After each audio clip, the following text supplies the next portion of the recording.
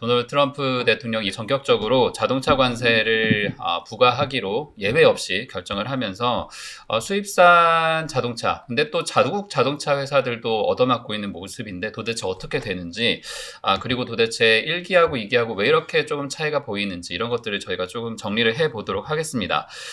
먼저 지금 상황을 간단하게 랩업을 해야 될 것 같긴 해요. 너무 막 여러 가지가 발표가 나왔기 때문에 어느 분이 좀 더 정리를 더 잘해 주실 수 정리 있을까요? 전문가 우리 빛난세 기자가 자동차 관세에 대해서 잠깐. 네. 일단 자동차 관세 4월 3일부터 이제 하는 거죠. 사실 저는 부품까지 다 한꺼번에 4월 나올까 봐. 2일이라고 하워드 러트닉이 4월 3일이라고 했다고 혼났잖아요. 4월 2일인가요? 아니요. 4월 3일이 맞는데 네, 네. CN 트럼프가 4월 2일이라고 했더니 하워드 러트닉이 4월 3일 이랬다가 트럼프가 레이저 광선. 네. 저도 그 레이저 광선 한번 봤고. 네. 근데 이제 4월 3일부터 미국으로 들어오는 모든 자동차, 미국에서 제조되지 않는 모든 것에 대해서 이제 25% 관세를 매긴다라고 한 거죠. 일부 뭐 이 엔진이나 뭐 파워트레인 몇 가지 이제 핵심 부품에 대해서도 이제 한다라고 얘기를 했는데, 사실 이 자동차라는 게 그냥 갑자기 뭐 이렇게 그냥 이거 하나 들여오는 게 아니잖아요. 이 자동차 안에 들어가 있는 수백 수천 개의 부품들은 어떻게 할 것인가가 이제 관건이 될 텐데, 일단 현재 백악관의 설명은 그 자동차 안에 들어가는 외국산 부품의 비율만큼 이제 25% 관세를 매긴다라고 한 상태입니다. 그러니까 예를 들어서 테슬라 같은 경우에는 100% 미국에서 제조가 되지만 미국산 부품은 한 60에서 65% 정도로, 65에서 70%인가요? 70% 정도. 70% 정도로 지금 이야기가 되고 있는데, 그럼 70%를 제외한 30%에 대해서 25% 관세를 매긴다는 거죠. 즉 7.5%의 관세가 매겨진다라는 이제 얘기입니다. 그러면은 이제 일론 머스크도 우리도 영향을 받는다라고 얘기를 한 게 이제 그런 이유인데, 사실 뭐 GM 같은 경우는 절반 이상을 이제 미국에서 제조하지 않기 때문에 멕시코에서 많이 하고 있죠. 그러다 보니 이제 가장 큰 타격을 받을 것으로 예상이 되고 있습니다. 근데 문제는 이제 트럼프 대통령이 이제 관세를 이렇게 때려놓고, 관세가 사실 너무 크거든요. 이게 왜냐하면 캐나다, 멕시코 같은 경우에 25% 관세를 우선 때렸고요. USMCA에 되지 않는 부분에 대해서 이미 때렸고, 거기에 덧붙여지는 거거든요. 그리고 기존에 미국의 자동차 관세가 2.5%가 있었어요. 네. 그리고 경트럭, 우리가 라이트 트럭이라고, 라이트한 건 아니고요. 이렇게 F150같이 큰 트럭이죠. 그건 원래 치킨 텍스라 그래서 25%가 있는 거에다가 또 25%를 때리는 거거든요. 그러니까 50%예요. 사람들이 지금 월가에서는 사실 믿질 않아요. 이렇게 높은 관세를 때리는 게 맞느냐.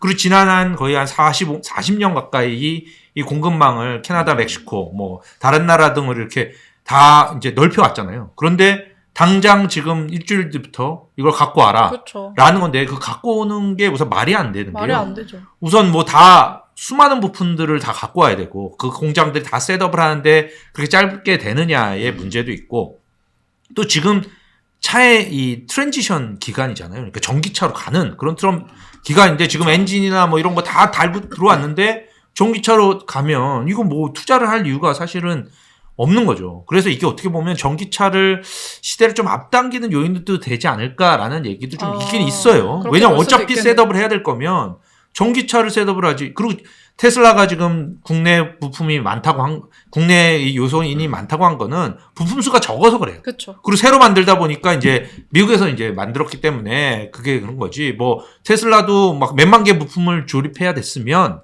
그렇지 그렇게 않았겠죠. 못하죠. 예. 그런데 그런 것들이 있어서 지금 월가에서는 사실 믿질 않아요. 그게 뭐 그게 되겠어? 이러니까 시장 반응도 사실은 그게 크진 않고요, 현재로서는. 자동차 공장을 짓는다는 게 정말 뭐 그냥 뚝딱 짓는 게 아니라 정말 미국에서 이렇게 얘기하더라고요. 차이나 스피드.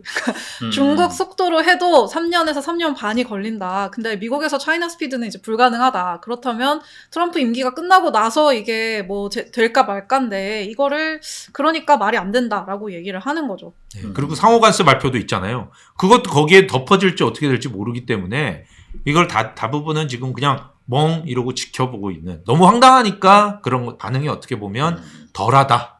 그런 현재로서는. 그래서 가격도- 상호관세 나오고 나서 봐야 될 것 같아요. 가격도 올리지 말라고 하고.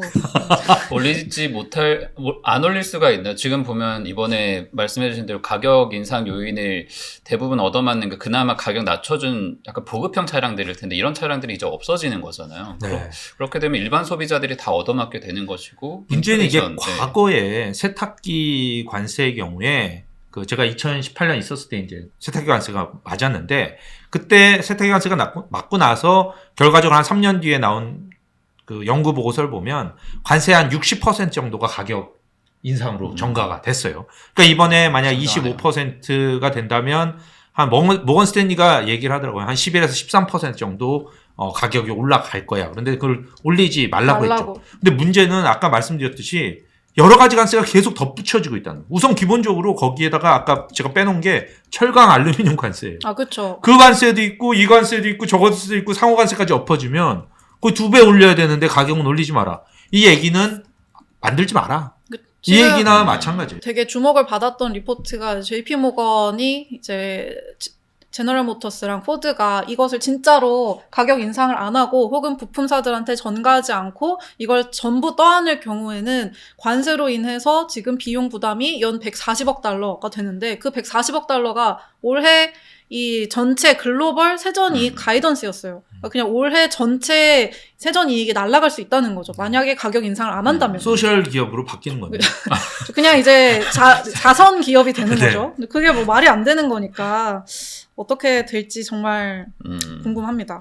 이번에 좀 짚어볼 부분이 트럼프가 1기 때 한번 해봐서 그런 건지 2기 때는 원래는 4월 2일에 한번 발표를 몰아서 해도 될 것들을 이미 저희도 알고 있었던 거잖아요. 갑자기 이번에 자동차를 먼저 발표를 해버렸고 그 자리에서 중국산 완제의약품이나 또 아일랜드 얘기까지 해가면서 왜 우리는 저렇게 못하느냐 여기한테 뭔가 더 큰 걸 먹일 것처럼 또 얘기를 했단 말이에요. 그러면서 시장이 다음번엔 더 큰 게 오겠구나 더 빨리 오겠구나를 지금 걱정하고 있는데 이런 프로세스를 예견을 했음에도 좀 시장이 이렇게 충격을 받는 걸 어떻게 해석을 해야 될까요? 아니 우선 저는 자동차 관세가 먼저 나온 게 좀 이상하다고 생각을 하고요. 그 자동차 관세가 먼저 너무 상호 관세 빠른 것 나오고 같아요. 나서 네. 상호 관세라는 거대한 이벤트를 지금 한 달째 막 뭐 빅이 뭐 큰 게 온다, 뭐가 터진다, 미국 해방의 날이라 이래놓고 갑자기 자동차 관세로 자기가 네. 힘을 뺐잖아요. 그 이유는 기본적으로 정치적 그 스캔들, 예멘 챗 스캔들, 시그널이란 채팅방에서 국방장관부터 이제 19명 모여서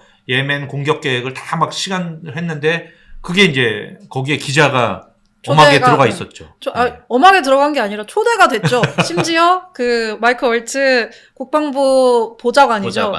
백악관 국방부 보좌관이 직접 초대를 해줬죠. 그래서 네.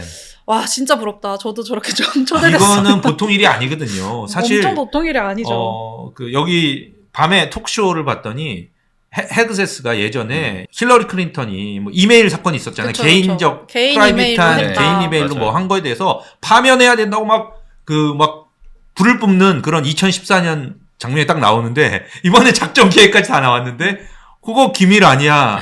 이렇게도 상원에 공화당 의원들도 이거 조사하자고 그러고 있는 상황이거든요. 그래서 이게 보통 일이 아니기 때문에 그걸 덮으려고 지금 자동차 관세 제일 사람들의 어떤 철강 알루미늄 관세는 미국인들한테 안 와닿아요. 근데 자동차 관세는 파고 와닿거든요. 관심이 폭증을 하고 그걸로 덮으려는 게 아닌가 뭐 이런 얘기들이 좀 있죠. 상당히 파장이 큰 일이고 지금도 계속 이야기들이 나오고 있으니까 어느 정도는 설득력 있는 얘기인 것 같아요. 물론 이걸 가지고 뭐 외신에서 아직까지 뭐 정확하게 이게 뭐 원인이 됐다라고까지는 하지 못하지만 어쨌든 영향이 좀 있는 것 같고 또 하나 이번에 관세가 부과되면서 좀 특징적인 부분이 테슬라만 좀 잘 나가고 있어서 결국 이게 보상 차원에서 뭔가 규제 완화로 또 이어지는 것이냐 이런 전망들도 있는 것 같아요. 이것도 약간 아직은 의혹 수준인데 어떻게 얘기를 해볼 수 있을까요? 테슬라가 상대적으로 덜 오르겠죠. 하지만 일론 머스크가 밝혔듯이 테슬라도 분명히 영향을 받을 수밖에 없고요. 이렇게 되면 자동차 시장 자체가 다 줄어드는 거죠. 사람들의 자동차 소비. 결국은 저는 이렇게 되면 중고차 사람들이 더 열심히 고쳐서 타고 그쵸. 정말 그래서 뭐 오토존이라든지 카맥스라든지 이런 데 주가가 오르는 거 저 이해가 가고요. 이 허츠 렌트카 업체들도 허츠랑 엄청 ABS. 가격이 많이 올랐어요. 왜냐하면 사람들이 중고차를 왕창 갖고 있잖아요. 그렇죠. 그러니까 자산 가치가 올라가니까. 사람들이 이제 자동차 못 사면은 렌트를 대신 조금 단기 렌트나 장기 렌트나 하지 않을까 뭐 이런 얘기도 있더라고요. 저는 그 테슬라한테 별로 좋지 않은 것도 중에 하나는 아까 말했듯이 여기서 만약 진짜 어쩔 수 없이 공장 공급망을 새로 만들어야 된다면 전기차를 세게 만들 거예요. 그러면 전기차 관련해서 경쟁이 더 커지고 거기서 이제 가격 경쟁이나 이런 것들이 많이 생겨요. 테슬라가 당연히 유리하겠지만 다른 애들도 이제 목숨 걸고 해야 되는 판이죠. 지금까지는 그냥 뭐 한 대니까 이러고 했는데 이제는 막 목숨 걸고 해야 되는 그런 상황이 아닌가라는 생각도 그래도 듭니다. 모든 게 상대적이니까 결국은 지금 테슬라가 그래도 선방하고 있는 것에서 보듯이 다른 제조사들에 비해서 지금 굉장히 좀 미국에서의 제조 기반이라거나 뭐 전기차 시대로 갔을 때의 저는 테슬라미 아닙니다. 하지만 이제 라이다 얘기도 전기차 시대로 갔을 때의 상대적인 우위라거나 이런 것 측면에서는 단기적으로는 어쨌든 지금 테슬라에 굳이 뭐 베팅을 안 할 이유는 없는 것 같아요. 현재까지 돌아가는 모습으로 관세 보면. 관련해서 지금 무조건 관건 하나는 뭐 얼마나 리니언트 하느냐죠. 그 트럼프 대통령이 얘기했죠. 상호 관세는 리니언트하다. 그러니까 굉장히 관대할 거야. 근데 그 트럼프의 관대가 얼마나 관대한 건지를 봐야 될 것 같아요. 뭘 도대체 말하는 건지. 지금 골드만삭스 분석을 보면 관세율 차이, 상호 관세는 원래 그런 거 아닙니까? 빈난사 씨가 저한테 10% 때리고 내가 5% 때리면 이번에 내가 5% 때릴 거야. 그게 이제 상호 관세인데 거기에다가 빈난사 씨 뭐 저기 꾼돈에 대해서 이자 뭐 이런 것까지 제가 VAT 이런 것까지 하면 이제 황당한 거죠. 빈난사 씨가. 그래서 무이자로 거기 받았잖아. 뭐 이러니까 내가 그러면 20% 때릴게.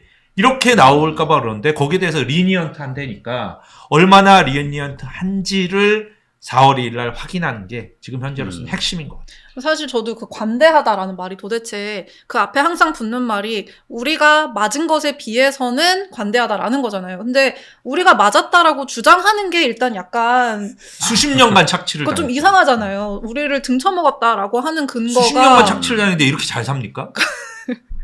저는 그 해방의 날 광복절이라고 이제 해석이 되는 그 말을 쓸 때마다 진짜로 식민 지배를 경험이 있는 나라로서 아주 부글부글하지만 도대체 뭐로부터 해방하겠다는 것인가 이제 근데 그 어쨌든 자기들이 이만큼 당했다라고 주장하는 것에 비해서 관대하다라는 거잖아요. 그걸 아무도 증명할 수가 없죠. 그렇죠. 네. 네.